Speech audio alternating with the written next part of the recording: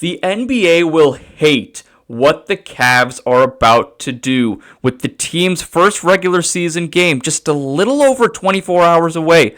This superstar made some comments showing that he's putting all his chips in the middle of the table. What's going on, everybody? Thanks so much for joining me today. Welcome back to another episode of Cavs Digest. I'm your host for today's episode, Darayus Sethna. Thanks so much for joining me, like I said, and make sure you like this video and subscribe to that Cavs Digest YouTube channel. Before we get into the content for today, I just want to send you that friendly reminder. So little over 2/3 of you who watch these videos aren't actually subscribed to our channel. So make sure that changes. We want to get credit for the work we do with the ratings, and we want to make sure that you're also kept up to date with the latest in Cavs content and news. So it's a win-win for both parties, and all you have to do is make that simple click. Click subscribe, like this video. Let's get right into today's episode. So like I said, Cavs season, a little over 24 hours away. The team is in New York City. They'll be at Madison Square Garden to take on the Knicks. Man, that is a fun way to kick off the national slate of games on ESPN as well. You could not ask for a better opening night matchup for this Cavs team, right? These are the top two teams in the Eastern Conference, in my opinion, at least the two favorites to come out of the Eastern Conference. And plus, both teams are relatively healthy. This is the healthiest you're going to be is at the beginning of a season.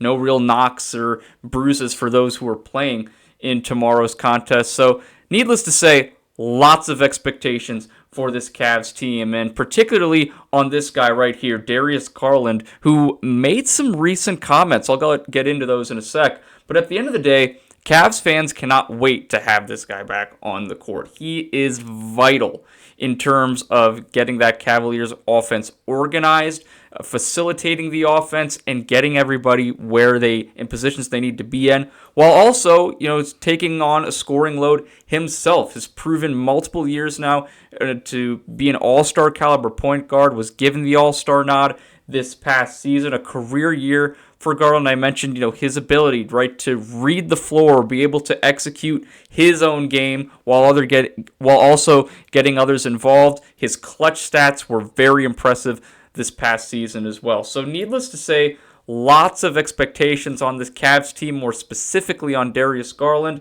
And, Darius Garland himself made some, interesting comments, and specifically saying that the Cavs should already have some jewelry on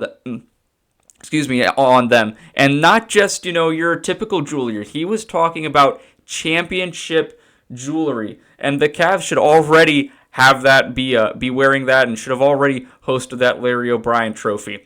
I'll get into these comments right here with this quote just to give you a better visual of what Garland said. So he was doing an interview on SiriusXM radio, and here's what he discussed. I think we would have won it. I say that pretty confidently, and this is, again, just to clarify regarding last season.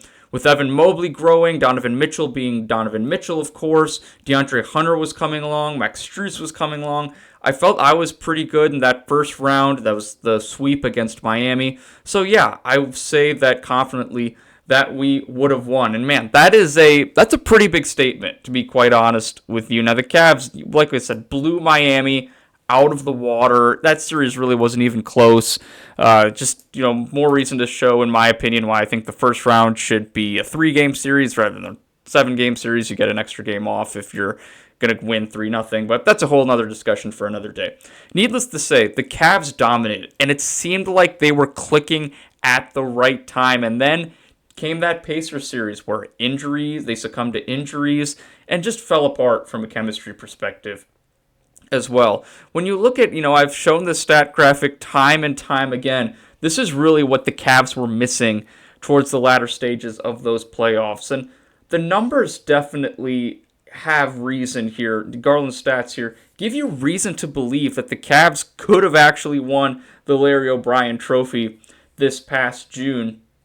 But, when looking at the way Oklahoma City played throughout the duration of those playoffs, it would have been very difficult for the Cavs, I think, to have beaten Oklahoma City, the way Shai Gilgeous-Alexander was not only playing but leading that young Thunder team, as well as some of the young pieces around Shai Gilgeous-Alexander, I'm not sure. It certainly would have been a possibility, though. And I think for Garland, right now, in reality, he just has to build off of these numbers, right? Can you continue to maintain and even improve upon these all-star caliber numbers? And, if you can do that, the championship's not going to be just a dream.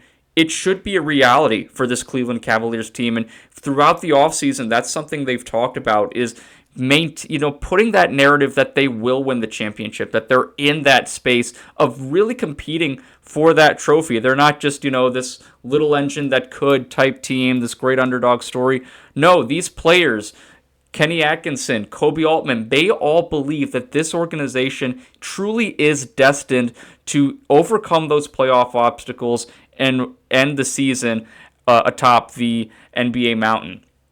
So kind of going into how this relates back in to the overall team is really interesting as well, because I want to just re-emphasize, now with the season starting tomorrow night, before we get started and rolling with all the games and analyzing that, Matt and I are certainly excited to do that for you guys, but the health must be more of a priority for this Cleveland Cavaliers team in this upcoming season, right? Not to say that, that Kenny Atkinson or anybody just mismanaged health or did anything, in that regard. But I just think the details of the health, resting players when they need to be rested and just looking more, I think, towards the overall picture, the playoffs, right? And obviously you can't control when someone gets hurt, but I think just being more mindful of when does someone need to play, when does someone need to rest in order to continue trending towards that long-term goal. So it's going to be interesting to see, especially without Darius Garland for the first part of the season here, how Donovan Mitchell and Kenny Atkinson,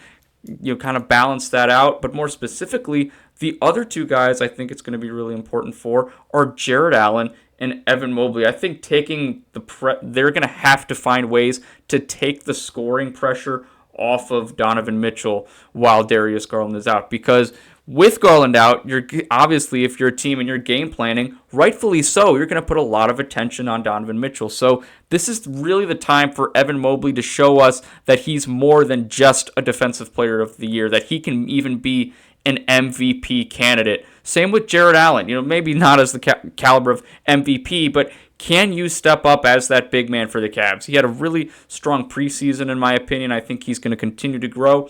We'll see what happens. And I think the Knicks, they present some challenges from a physicality perspective. And that's something that, let's be honest here, Jarrett Allen has struggled with. Has not been maybe the strongest or most powerful, enforceful center on the court, especially in playoff time. So Jarrett Allen has the opportunity to change that narrative, and Evan Mobley has the opportunity to take his game to even higher heights. I'm really excited to see what this Cavaliers team can do. And, if Darius Garland is correct, if his assessment of the Cavs is correct, then there's no reason for that this team cannot be hoisting the Larry O'Brien Trophy at the end of the season. But ultimately, that's why they play the games. We have to see what actually happens.